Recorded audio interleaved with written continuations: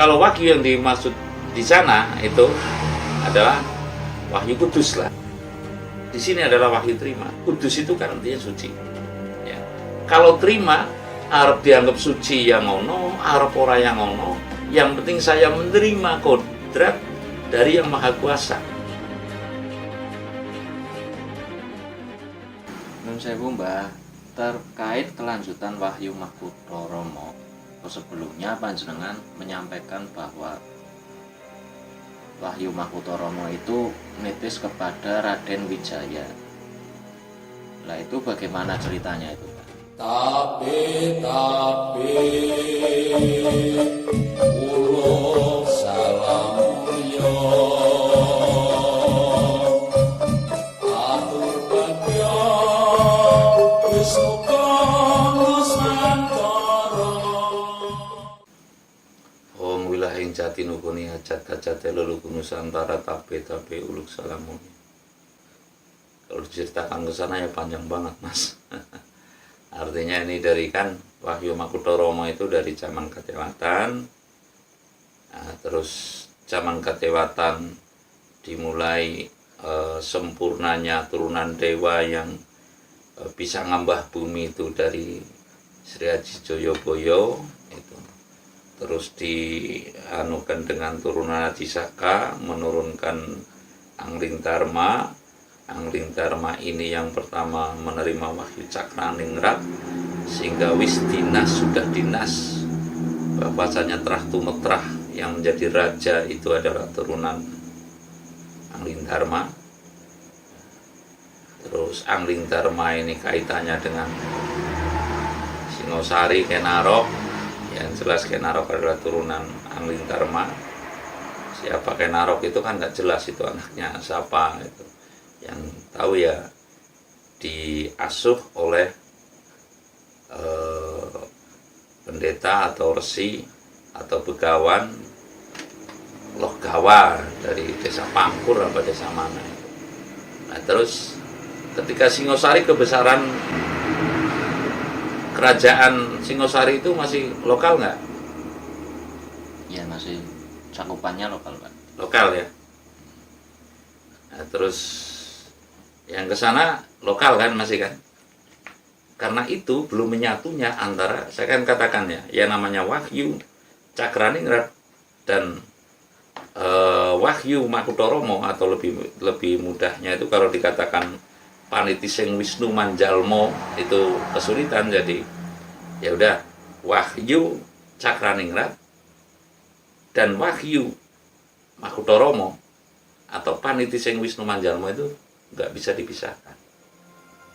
Dua dalam satu ini, karena dua dalam satu ini selalu anu teruntut reruntungan koyo temanten binayangkari caranunya itu selalu jejer, walaupun kadang-kadang itu selisih paham tapi selalu seksama. Nah, karena kalau dalam Majapahit itu Arya Wiraraja apa ya, sebagai pujangganya Raden Wijaya itu siapa itu namanya itu? Yang dari Madura itu. Yang lari ke Madura. Arya Wiraraja kalau nggak gitu. Nah ini kan aslinya itu telah apa? Kalau katakan mengintai itu telah memantau lah caranya. Memantau gerakannya bagaimana ini tanah Jawa bisa selamat sentosa, bahkan bisa mengembangkan kodratnya sebagai pemegang Wahyu Cakraningrat ini bisa seperti apa. Makalah Arya Wiraraja ini bertemu setelah perang dari Mongol, serangan dari Mongol itu. Nah, bertemu dengan Raden Wijaya. Raden Wijaya inilah yang dibidik untuk ini. Wijaya, engkau adalah mantu dari Kertanegara, kalau nggak keliru itulah. Ada berontakan Jayakatwang, terus Raden Wijaya itu dibawa ke Madura oleh Arya Wiraraja. Nah, terus di situ kan Laksana Airlangga yang harus bertapa dibawa oleh Naratama ya, lalu ketemu dengan Bubarada, ya begitulah Raden Wijaya. Ini engkau Wijaya sesungguhnya telah kuat menjadi raja.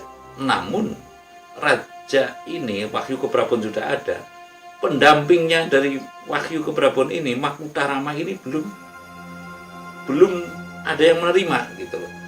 Makalah seyogianya kita bertapa di alas tarik, di hutan tarik ini. Untuk apa? Untuk menurunkan salah satu wahyu atau panitiseng Wisnu Manjalmu. Engkau mestinya harus ada dua wahyu antara Cakraningrat, Wahyu Cakraningrat dan Wahyu Makutoromo atau panitiseng Wisnu Manjalmo. Engkau harus kuat menjadi panitiseng Wisnu Manjalmo gitu loh. Nah, sehingga Raden Wijaya bertapalah caranya. Ya namanya bertapa seperti apa sih? Berhalwat, riadoh dalam sekian tahun lamanya, sehingga Raden Wijaya secara logika mestinya mustahil, Mas. Karena kekuatan apa? Singosari telah runtuh. Tapi pada prinsipnya dengan kekuatan batin yang maha dahsyat dan menurunkan wahyunya dulu. Jadi sebelum jadi pemimpin ini yang itu selain kekuatan ekonomi lah itu, ada kekuatan wahyu ini. Nah, Raden Wijaya bertapa yang tidak disangka-sangkalah. Wahyu Makutoromo itu nitisnya kepada siapa? Apa kepada Raden Wijaya ataukah kepada Gajah Mada? Bisa dipahami nggak ini, Mas? Agak sulit, Mbak. Kalau di sejarah kan apakah itu sejaman? Begini, Mas. Wahyu itu adalah fase, Mas. Wahyu Cakraningrat. Mengapa Sri Haji Joyoboyo ini tidak bisa langsung menerima Wahyu Cakraningrat? Yang bisa menerima adalah cucunya, Anglingdarma. Begitupun Raden Wijaya. Raden Wijaya ketika nggayuh Wahyu Makutoromo, kebesaran Majapahit tidak jatuh pada Raden Wijaya, Mas. Tapi jatuh kepada cucunya, kalau nggak keliru itu Hayam Wuruk atau Raja Sanegara gelarnya. Nah, lalu yang saya maksud ibaratnya lanyahnya ngomong, sebelumnya Hayam Wuruk ini telah dibicarakan, telah diperbincangkan oleh Raden Wijaya dan para pembesar keraton Majapahit yang saya maksud itu. Bisa dipahami ya? Artinya yang gayuh itu kakeknya, ya, kakeknya Raden Wijaya. Yang kedunungan kebesaran ini adalah cucunya. Begitupun Mataram, Panembahan Senopati. Yang gayuh itu Pemanahan, yang meletakkan batu pertama itu Panembahan Senopati atau Loreng Pasar, ya. Yang mendapat kebesaran siapa? Sultan Agung Hanyokrokusumo. Sehabis itu keruntukan Namangguran. Lah, begitupun ini maksudnya. Artinya Arya Wiraraja sebagai pembina utama, pembina pertama dan yang utama daripada Raden Wijaya ini telah mengatakan, sesungguhnya Wahyu Cakraningrat telah nitis kepada leluhurmu, yaitu Anglingdarma. Ya, ini cerita artinya harus dipahami persis memang. Arya Wiraraja ini kan mengenal sejarah otomatis dan orang yang berpandangan batin sangat kuat, bukan orang sembarangan. Sesungguhnya dirimu, Raden Wijaya, telah mengalir darah Wahyu Cakraningrat. Dari siapa? Anglingdarma, maksud saya. Tinggal kurang satu lagi, hei Wijaya. Kita mesti menurunkan Wahyu Makutoromo atau panitiseng Wisnu Manjalmu. Itu. Sehingga mari kita bertarak berata. Kita berpura-pura menjadi orang bodoh. Kita berpura-pura menjadi orang yang cara garisnya lelaku itu, koridor laku, membo sudro samali. Artinya lelaku itu jangan diketahui dulu oleh orang banyak. Kita sedang gayuh masalahnya. Mari kita alas tarik gitu. Kalau kita ketahuan umum sekarang malah justru nggak jadi karena gaduh gitu loh, sehingga menyelinap di hutan tarik. Lalu Wahyu Makutoromo itu atau Panicing Wisnu Manjalmo manunggal lah pada diri pada badan pribadi si Raden Wijaya itu Wahyu Cakraningrat dan Makutoromo, sehingga kuatlah Majapahit sebagai peletak batu pertama dalam kebesaran Nusantara ini.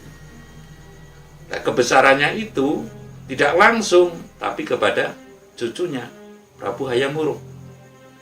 Nah, ini manunggalnya Wahyu Cakraningrat yang telah mengalir darah kepada turunan Angling Dharma, lalu ditambah dengan gayu Wahyu Makutoromo itu, sehingga Raden Wijaya lah orang yang pertama kuat meletakkan Wahyu atau gayu titiseng Wahyu Wisnu Manjalmo atau Wahyu Makutoromo. Itu yang saya maksud. Nah, aliran darah yang mengalir pada Raden Wijaya ini adalah darah Wahyu Keprabon Cakraningrat dari Angling Dharma, sehingga manunggal komplit, sehingga menjadi negara yang besar, negara yang kuat, negara yang termasyhur. Walaupun siapa itu Ridwan Sayyidi apa ya itu ya, sejarawan Jakarta itu, budayawan Jakarta mengatakan bahwasanya Majapahit itu negara yang hanya sekutak itu ya. Saya rasa itu kata-kata ya ibaratnya menistakan keluhuran Nusantara atau bangsanya itu sendirilah.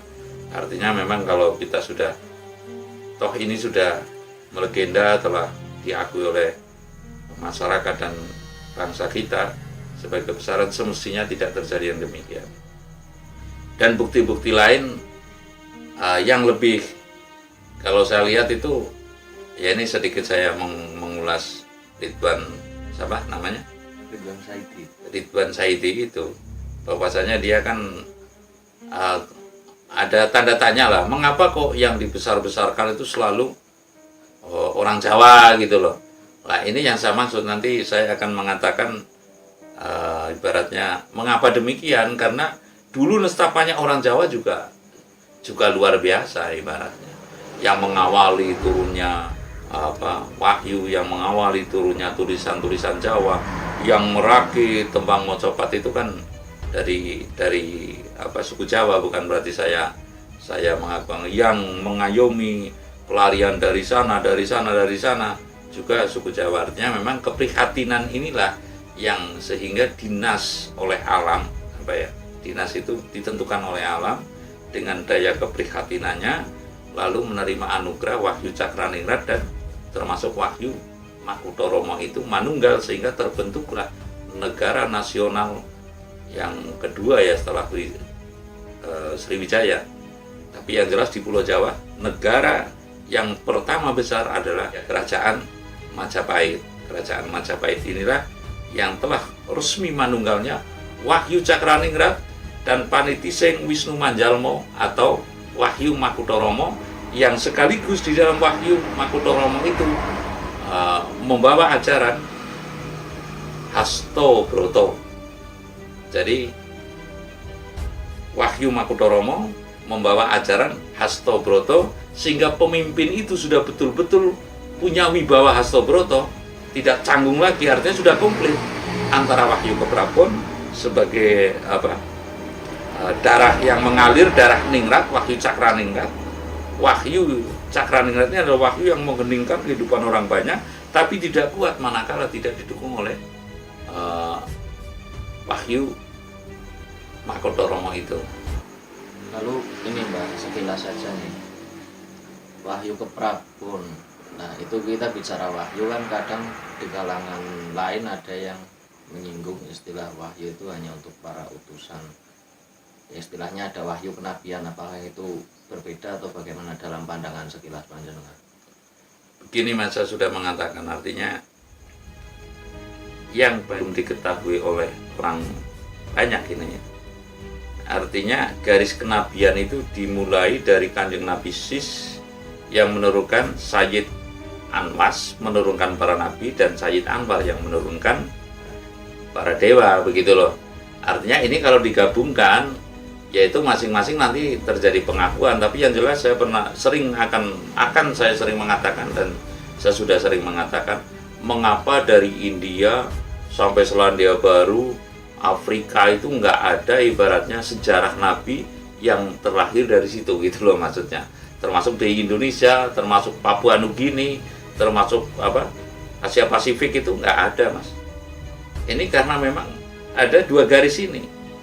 Kalau wahyu yang dimaksud di sana itu adalah wahyu kudus lah ibaratnya. Tapi di sini adalah wahyu terima. Kudus itu kan kalau nggak keliru artinya suci. Ya. Kalau terima, arep dianggap suci yang ono, arep ora yang ono. Yang penting saya menerima kodrat dari yang maha kuasa. Ya. Garis pepes ceneng urip. Saya tidak butuh dipuja-puja, saya tidak butuh pula dicela-cela, yang penting saya melaksanakan. Namun kalau garis yang di sana menjunjung kesucian, begitu loh. Sehingga timbullah ada kitab suci gitu loh. Kalau di sini beda, nggak ada yang dari India, dari sini nggak ada yang ibaratnya maaf kata Weda suci, nggak ada, Mas. Ini sudah dinas, artinya sama juga. Kalau di sana kitab dilindungi sampai akhir zaman, sini pun termasuknya cerita Mahabharata, Ramayana, termasuk juga gamelan itu juga dijanji sampai akhir zaman.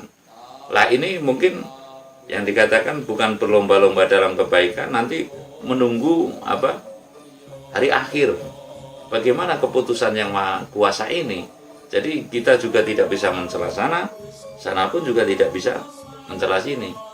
Ya sekarang bisa kita bayangkan, nah, peradaban Indonesia manakala maaf kata kita republik lah akan mengatakan, wah Saudi Arabia ini harus menjadi negara republik, kira-kira diterima nggak? Belum tentu kan ya. Begitupun sana. Jadi sana pahamnya khilafah ya. Khilafah akan diterapkan di sini ya, kurang lebihnya seperti itu. Biar berjalan apa adanya, artinya tidak ada menyinggung sana, tidak, yang penting keharmonisan yang dipelihara begitu loh. Jadi tidak ada sebuah sorotan bahwasanya wah ini yang paling benar. Kalau memang Kama Terima nggak pernah mengaku yang paling benar. Justru yang mengaku benar itu semuanya adalah salah. Yang mengaku salah ibaratnya sudah ngapuro, sudah itu justru yang benar lah. Itu kan susah kalau Makanya saya pernah mengatakan bahwasanya bibit kawit kita dalam urusan tatanan Alkitab lah cara Weda itu sumbernya adalah Sastro Jendro Hayuningrat. Ya nanti satu saat akan saya paparkan itu. Artinya memang tidak menutup kemungkinan ya, kalau kita dipuja pasti nggak mau. Ya memang nggak mau dipuja. Kalau kita memuja pun kita nggak mau. Itulah yang saya maksud Kama Terima dan Kama Kudus, perbedaannya. Nah, kalau Kama kan kurang, ya kita tahu sendirilah. Kama kurang lebih kan sperma gitu loh. Nah, jadi sana keturunan darah yang ibaratnya Kudus yang pokoknya kalau di jalan Tuhan kita ya harus suci lah. Enggak lah, kalau saya ya harus nerima saja lah apa keputusan Allah. Saya kalau ibaratnya harus benar terus saya juga takut salah, sebab manusia juga tempatnya salah. Saya akan menyalahkan orang lain sebab manusia juga ada benarnya. Sehingga ini Kama Terima dan Kama Kudus ini memang ada sebuah garis ini yang belum diketahui oleh orang banyak sungguhnya. Tapi kita pun hanya berdasarkan meditasi. Kalau kita ibaratnya kalau sekarang kan apa legalitas gitu, asas legalitasnya kan susah juga. Jadi saya menyampaikan apa adanya. Yang penting dalam pedoman saya tidak akan melebihi dan tidak akan mengurangi dari hasil sambung rasa saya dengan hal yang tidak kelihatan atau hasil meditasi saya. Saya rasa demikian. Jadi Wahyu Makutoromo intinya dan Wahyu Cakraningrat kemanunggalannya pada zaman Raden Wijaya, yaitu Kerajaan Majapahit. Terima kasih.